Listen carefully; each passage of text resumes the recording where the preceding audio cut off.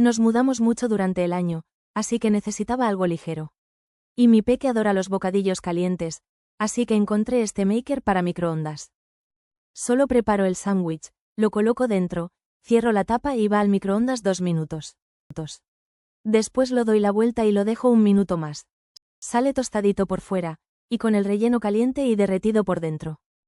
Perfecto para el desayuno o una merienda rápida. Y no solo sándwiches. También puedes hacer quesadillas o incluso salchichas. Funciona genial, se limpia en segundos, con solo pasar un paño. Ideal para padres ocupados o quienes trabajan en oficina.